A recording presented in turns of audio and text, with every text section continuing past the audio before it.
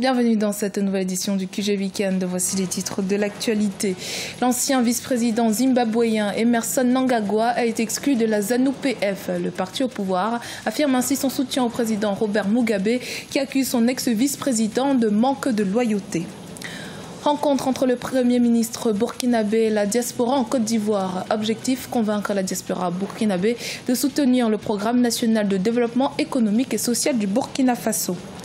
Et puis découverte de l'exposition Ouvre ton cœur du photographe congolais Toujé Toumba. Son œuvre est une ode à la lutte contre la stigmatisation des albinos en République démocratique du Congo. Au Zimbabwe, Emmerson Mnangagwa avait été démis de ses fonctions de vice-président le 6 novembre. Il est désormais également exclu de la formation politique au pouvoir, la ZANU-PF, une manière pour les 10 provinces ainsi que les autres composants du parti de réaffirmer leur soutien au président Robert Mugabe. Ashley Duprat. Il aura fallu 4 jours aux ZANU-PF, parti au pouvoir, pour relever de ses fonctions l'ancien vice-président Emmerson Mnangagwa, considéré jusqu'à présent comme l'un des successeurs potentiels du président Robert Mugabe. Les 10 provinces et la Ligue des femmes ainsi que la Ligue de la jeunesse ont soutenu le renvoi de l'ancien vice-président Emmerson Mnangagwa du poste de vice-président de la République du Zimbabwe par son Excellence Robert Mugabe. Le 6 novembre 2017, le président Robert Mugabe avait relevé de ses fonctions le vice-président Emmerson Mnangagwa pour cause de déloyauté et d'incapacité de s'acquitter de ses fonctions de manière fiable. Le bureau politique du ZANU-PF a d'ailleurs fait savoir que les membres du parti identifiés comme des alliés d'Emmerson Mnangagwa seront entendus par le comité disciplinaire national. Il y a un plan A et un plan B. Le plan A serait de contester son limogeage et donc de repartir par les canaux disciplinaires de la ZANU-PF. Ce qui est verrouillé. Donc, c'est un plan qui n'est pas opérationnel. Le plan B serait de résister à partir de l'extérieur. Mais le temps joue contre lui, puisque l'élection présidentielle, c'est pour juillet 2018. Et donc, je crois que les dés sont pipés pour le moment, à moins d'essayer de perturber les prochaines joutes présidentielles. Le congrès extraordinaire du parti qui se déroulera du 12 au 17 décembre 2017 confirmera la candidature du président sortant Robert Mugabe aux élections présidentielles de 2018, mais amendera également la constitution du parti pour permettre la nomination d'une femme vice-présidente. Élection présidentielle au Somaliland. Les quelques 4 millions d'habitants que compte le pays sont appelés aux urnes ce lundi 13 novembre. Cette république autoproclamée, dont l'existence n'est pas reconnue officiellement à l'étranger, connaît une relative stabilité et organise sa 3e élection présidentielle. Le président sortant a décidé de ne pas se représenter. Abidjan, la capitale économique ivoirienne, a accueilli du 10 au 11 novembre le forum Burkina Diaspora Invest 2017. Le Premier ministre du Burkina Faso, Paul Kabatieba, a saisi cette occasion pour sensibiliser la diaspora burkinabé à participer au plan national de développement économique et social 2016-2020. Les précisions avec Olivier Conan. 15 400 milliards de francs CFA, c'est le montant du PNDS, Plan national de développement économique et social de Burkina Faso. Il sera financé à hauteur de 64% par la ressource de l'État burkinabé et 36% par les partenaires financiers. De nombreux projets du PNDS seront exécutés sous la forme de partenariats publics-privés.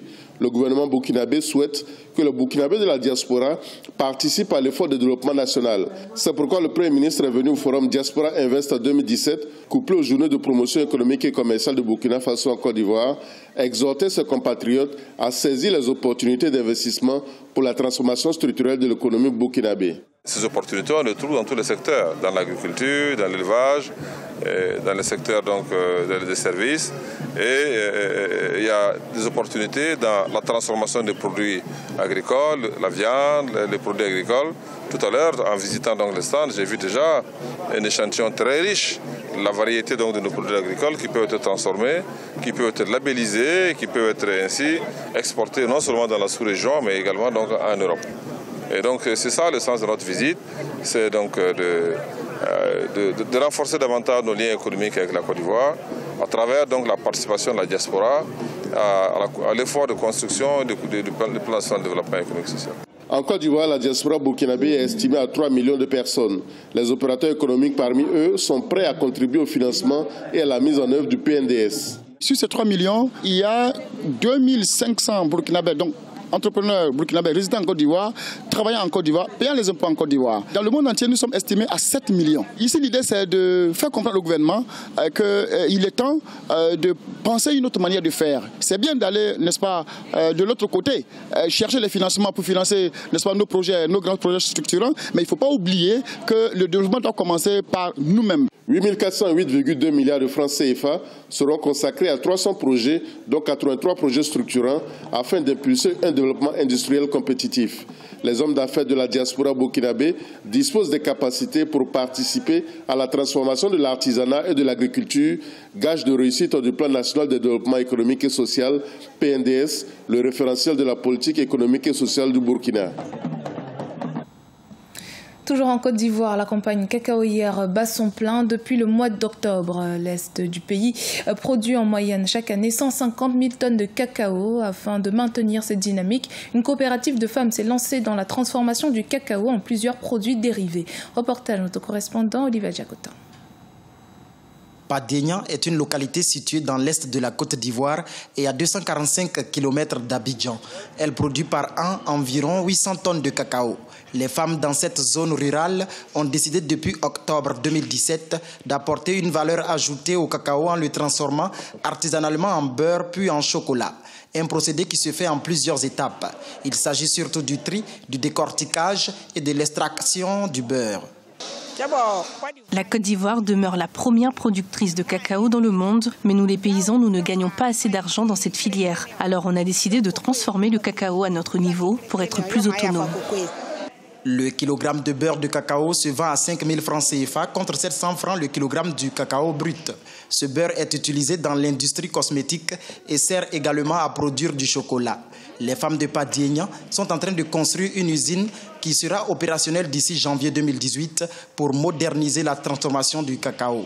Elles sollicitent également les aides des autorités pour mieux capitaliser cette activité naissante.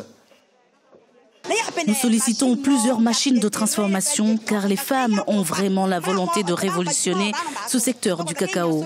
Il faudrait que nos cadres se penchent sur nos doléances car ils siègent dans les instances de prise de décision. La coopérative des femmes de Padiegnan est composée de 117 membres. Sur les 2500 coopératives agricoles de la filière cacaoyère du pays, seulement 2 transforment actuellement de façon artisanale le cacao en plusieurs produits dérivés. Tujen Tumba, un photographe congolais, fait de son art une arme pour la cause des albinos. Il a consacré 3 ans de sa carrière à photographier les albinos de son pays et leurs familles. À travers une exposition intitulée « Ouvre ton cœur » tenue du 28 octobre au 10 novembre 2017 à Kinshasa, il a révélé au public son travail, des photos qui prônent le vivre ensemble. Découverte dans ce reportage de notre correspondant Jacques Amboka. Son talent, il l'a mis au service de la cause des albinos. Tujen Tumba, un quadragénaire photographe congolais avec une vingtaine d'années d'expérience, s'est lancé pendant ces 3 dernières années à suivre la vie des albinos. Objectif, photographier des albinos, leurs familles ainsi que leurs proches.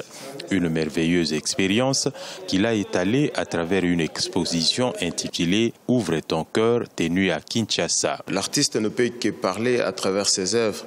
Et il va parler de quoi ? De ce qui se passe autour de lui. Mais en regardant autour de moi, il y avait beaucoup de choses qui s'est passées, parmi lesquelles il y avait ces problèmes de stigmatisation des albinos. Et c'est comme ça que je dis, je peux essayer aussi de bouger les choses à ma façon. C'est ici, à l'Académie des Beaux-Arts à Kinshasa, que cet artiste photographe a exposé une centaine de plus de 10 000 de ces clichés réalisés en 3 ans. Il ne lui était pas du tout facile de réaliser ces photos qui traduisent la joie de vivre ensemble dans un monde où, malgré l'excellence des uns, beaucoup d'albinos ont encore du mal à accepter leur réalité. Quand vous regardez mes photos, mes clichés, vous constaterez que ça ne reflète que du bonheur, de la joie. Le bonheur d'être albinos, le bonheur d'avoir un albinos. Pourquoi le bonheur d'être un albinos ? C'est pour aider l'albinos qui est complexé par rapport à ce que raconte la société, de s'accepter. Aussitôt qu'il s'accepte, il peut s'épanouir facilement. Avec cette exposition Ouvre ton cœur, Tujen Tumba veut ainsi apporter sa contribution à la lutte pour la cause des albinos. L'artiste projette des expositions en public à travers la capitale et n'entend pas limiter son initiative qu'en République démocratique du Congo. La problématique des albinos étant universelle, avec son appareil photo, il se veut porteur d'un message pour la valorisation des albinos dans son pays et au-delà de ses frontières. C'était le journal de la rédaction. Merci de votre fidélité. Dans un instant, une nouvelle édition de l'actualité sur Africa 24.